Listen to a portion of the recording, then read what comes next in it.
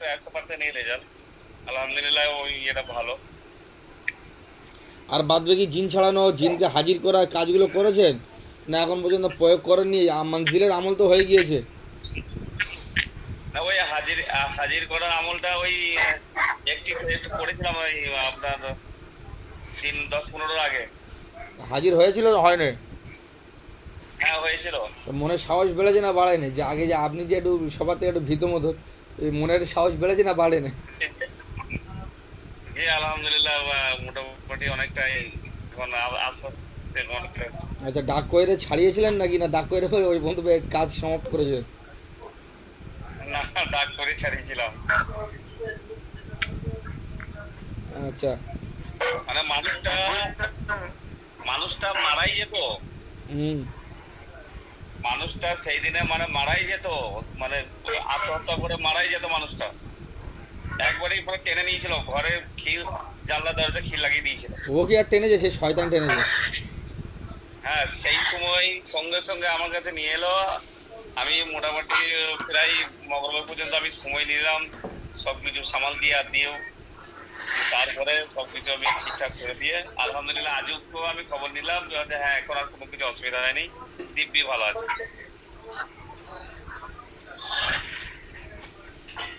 আচ্ছা, আমিনুদ্দিন ভাই, কিরকম কটা কাজ করেছেন ডাক করিয়ে ছাড়িয়ে বলেন আমিনুদ্দিন ভাই।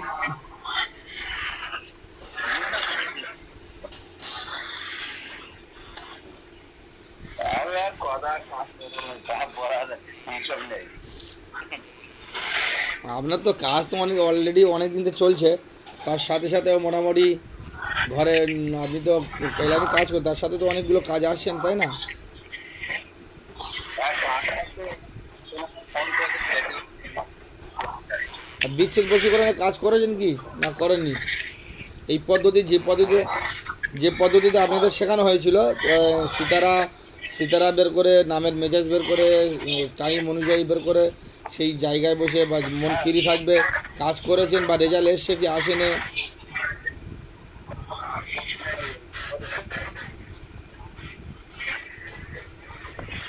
আমিনুদ্দিন ভাই, বিচ্ছেদ বশীকরণের কাজ করা করেছেন, কাজ মোটামুটি রেজাল্ট এসছে ভালো?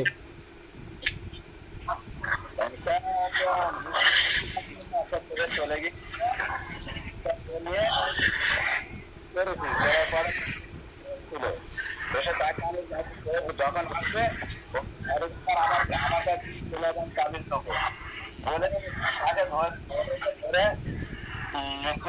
ফির আমার মাটি থেকে পাই নিতে আমার কাছে রাখি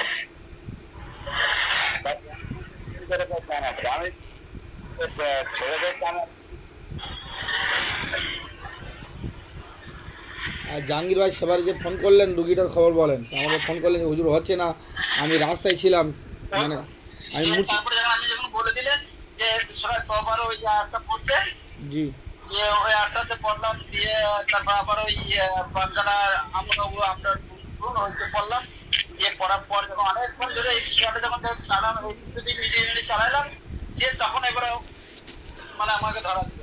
তাহলে তার আগে তো বুঝতে পারছি কিরকম গাল দিয়েছিল আমাকে শুনলে। ও দিয়ে যখন এবার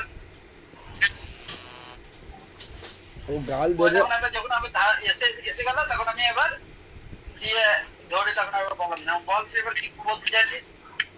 দিয়ে তো অন্য শিকার মারলো, মারার পর যে আমরা যেহেতু বহুদিন ধরে ভোগাইছি স্কুলের মাঠে রাখি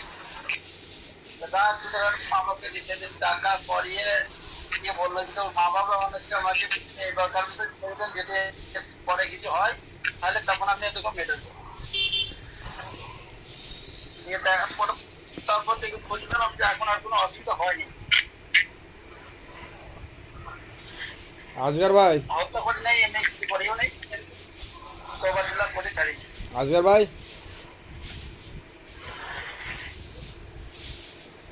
আজগার ভাই, হ্যাঁ বলো ভাই। কি খবর আপনার? আপনার একটু শোনান না, আপনি তখন কাজ না করলেও মোটামুটি যে মোটামুটি কি কতদূর কি ক্লাস করার পরে বলেন। এবার আপনার যে পুরাতন সাথী ভাইরা যা বলছে মোটামুটি আপনার এর প্রতি আর কি একটা বিশ্বাস। আমি বলছি যে আমার মানে হচ্ছে একটা একটা দুটো রুগী তারা কি ওষুধ টষুধ খাচ্ছে, কোনো কাজ হচ্ছে না বুঝলেন। হ্যাঁ এবার আমাকে খুব রিকোয়েস্ট করছে, মানে দেখতে কি বলি কি বুঝতে পারছো। হ্যাঁ তা আমি এখন কিভাবে কি করব সেটাই চিন্তা করছি। যেতে হবে, হ্যাঁ, উল্টে দিয়ে কিভাবে কি করব, কারণ আমি তো এমনি মানে এমনিও অত দারিদ্র ভাবে দিতাম না, টুকটাক এমনি তাবিজ টাবিজ ওই তাদেরকে দিতাম। কি বলে কি বুঝতে পারছো। তো কাজ শিখেছেন মানে আপনাকে ফুল পাঁচে কাজ করতে হবে। ওই করতাম আগে প্রথম বললে হবে না, আপনাকে ফুল পাঁচে কাজ করতে হবে। বাদ বাকি রোগ নির্ণয় যে কটা আছে তার মধ্যে আপনি পানি লবণ স্কেল যেটা পারবেন আপনি দুটো তিনটে প্রয়োগ করবেন, যেটা ইনশাল্লাহ আপনার সামনে নজিরে আসবে সেটা ইনশাল্লাহ দুটো তিনটের মধ্যে একটা না একটা ধরতে পারবেন। আর এখন আমার তো চিন্তা হচ্ছে, ধর না জাদু হলে তো একটা মানে হয়তো কোনো অসুবিধা হবে না, এ করে দেওয়া যাবে। তিন তিন হলে এখন তো আমল পুরো হয়নি, আমি কিভাবে কি করবো সেই চিন্তা। আমলপুরা আপনি জিন হলে আপনি যেই পদ্ধতিতে হাজির করা আছে হাজির করবেন। একান্ত যদি না হয় ভিডিও কলে বসিয়ে বা আপনার মোবাইলের ক্যামেরা ভালো নয় আপনি অন্যজনের মোবাইল থেকে ভিডিও কলে বসাবেন, বসে ইনশাল্লাহ আমাকে কল করবেন, আমি যতটুকু পারি হেল্প করব। আমি প্রত্যেকের ডাকে সাড়া দিই, আপনার ডাকেও সাড়া দেবো, এরা সবাই জানে। সে আমিনুদ্দিন ভাই বলুক বা জাহাঙ্গীর ভাই, আমাদের রবিউল ভাই আছে, আখতার হোসেন ভাই এখন প্রয়োজন পড়েনি যে যেরকম ফোন করার মতন, সেরকম নাজদিকে আসে না। এই জন্যই যতজন আছে এরা প্রত্যেকেই বলবে, প্রত্যেকের ডাকে সাড়া দিয়েছি। ইনশাল্লাহ আপনিও প্রয়োগ করবেন, ডাকাডাকি যে পদ্ধতি আছে সেই ভিত্তিতে ডাকবেন। একান্ত যদি না হাজির হয় আগে জিজ্ঞাসা করবেন যে ছোটো থেকে জিনের সমস্যা ছিল বা শরীরের মধ্যে জিন কোনো দিন প্রবেশ করেছিল কি না, বুঝতে পেরেছেন। এবার যখন দেখবেন যে ওই বিষয়টা যে যার শরীরে জিন কোনো দিন প্রবেশ করেনি তাকে আপনি হাজির করতে গেলে হঠাৎ করে হাজির হবে না। আর যে প্রসেসে আমি কাজ করি সেই প্রসেসে আপনি প্রথমে কাজ করতে গেলে আপনার কাজ হবে না, যেহেতু আপনার মঞ্জিল এখন কমপ্লিট হয়নি। তার সাথে সাথে যে সমস্ত কাজগুলো আছে সেইগুলো, সেই জন্য আপনি পরীক্ষা করার পরে কী রেজাল্ট আছে দেখবেন। রেজাল্ট যেটা জিনের সমস্যা পান বাড়িওয়ালাকে জিজ্ঞেস করবেন, যে তার গার্জেনকে যে ছোটো থেকে জিনের সমস্যা ছিল কি না, বা এর আগে কোনো সময় চেপেছে কি চাপেনে, বা একে কোনো দিন ভর করেছে কি করেনি, এই ভিত্তিতে আপনি একবার জিজ্ঞেস করবেন। জিজ্ঞেস করার পরে যদি বলে হ্যাঁ, তাহলে তাকে আমার তারপরে আপনি দ্বারা যদি আপনার দ্বারা যদি ডাক করানো সম্ভব হয় ডাক করাবেন, না হলে আমাকে কল লাগাবেন, আমি ইনশাল্লাহ আপনার ডাকে সাড়া দেবো। বুঝতে পেরেছেন। এ প্রত্যেকেই জানে, জাহাঙ্গীর ভাই আছে, জাহাঙ্গীর ভাই বলেন, জাহাঙ্গীর ভাই আপনি বলেন একটু, আপনি যখনই ফোন করেছেন কি সমস্যার সমাধান পেয়েছে কি পারেননি বলেন। যখন শুনছিলাম ওখানে বলছিল থাকতে, ওখানে তো কাজ কোনো বলছিল সে অফিস সাকসেস করেছিলাম। ওই আমাকে পাঠিয়ে দিন। নুনেরটা আর পানিটা আর এটা স্কেলটা বিষয় দাও না। এই কটা তো ইমপ্রুভ করছি। এবার আমার কাছে কি রেটে বেশিরভাগ স্কেলটাই বেশি আমার করে। না না, এই যে জিনের রুগী ফুগি আসলে যে আপনার যখন সমস্যা হয় বা আপনার দ্বারা অসম্ভব হয়ে দাঁড়ায় তখন আপনি ফোন করলে মানে সমস্যার সমাধানে হেল্প করি কি করি না এটাই আমি বলতে চাচ্ছি। হ্যাঁ ওটা তো হয়, এর নাম হেল্প করেন নাহলে তো সবাই। হ্যাঁ, এই আমিনুদ্দিন ভাই একদিন ফোন করেছিলেন, বুঝলেন, আমিনুদ্দিন ভাই একদিন ফোন করেছিল যে হুজুর একটা রুগী এসে কী করবো, তো সে যাও আমিনুদ্দিন ভাই বয়স্ক রুগী। আমিনুদ্দিন ভাই যাওয়া হয়েছে, আমি রানিং ক্লাব মাদ্রাসার ক্লাসে ছিলাম, ক্লাস থাকা অবস্থায় ইনশাল্লাহ কাজ করে দিয়েছি, তাই তো আমিনুদ্দিন ভাই। হ্যাঁ চোখ বন্ধ করে চোখ খোলে না, কারণ ওই মন্দির আমল করে যে পাঁচ নিচ্ছে তো চোখই মানুষ সঙ্গে সঙ্গে চোখটা খুলেছে, খুলে বলে আমার না আমি বলে নাম জানি না হবিন কার হুজুর কাজ কোন তাই ফোন করি।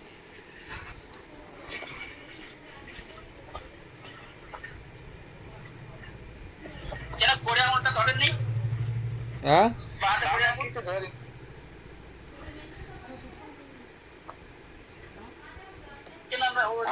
হাতে করে আমল তো বলেই দিয়েছিল যে যখন যখন এরকম করবে তখন হাতে করে আমলটা ঠিক ধরবে কথা বলতে লাগবে।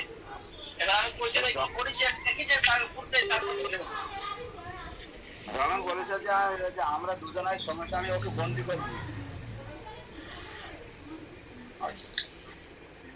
বন্দি করে নিয়েছিলাম আমি জানি ও রেজিস্ট্রি করলে ও ঠিক হয়ে যাবে কথা বলবে তা জানা হুজুরের সাথে কল লাগে তারপর কি করে তা যদি যে কোনো জিনে রুগী আসুক, জিনে রুগী আসলে সর্বপ্রথম মানে ষোলো বলে কৌশলে মোটামুটি আপনি আপনার কাজ করুন, সর্বপ্রথম বন্দি করবেন। অনেক সময় দেখবো চালাকি মেরে ও আপনাকে পেরেশানি করে পালাবে। মোদাব্বিরের কাছে আসার পরে 2-5 মিনিট সময় দেবে, দেখবে যে মানে মোদাব্বিরটা কেমন ট্রাই করবে।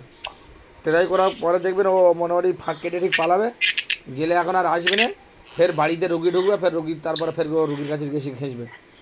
এই জন্য রুগী যখন রানিং অবস্থা রুগী নিয়ে আসবে, সর্বপ্রথম কাজ হবে তাকে বন্দি করা। আর হাজির করার পরেও সর্বপ্রথম কাজ হচ্ছে তার সঙ্গে কোনো কথাবার্তা না বলে হাজির হয়েছে কি না জিজ্ঞাসা করে নিয়ে, যে হ্যাঁ হাজির হয়েছি, কজন হয়েছে না হয়েছে, আরও কজন আছে বাইরে জিজ্ঞাসাবাদ করে নিয়ে তাকে সেই মুহূর্তে মোটামুটি গ্রেপ্তার করা। বুঝতে পেরেছেন? তাহলে ইনশাল্লাহ আপনাদের অত খাটতে হবে না, না তো পালাবে, বারবার নিয়ে আসতে হবে, বারবার পেরেশানি করতে হবে।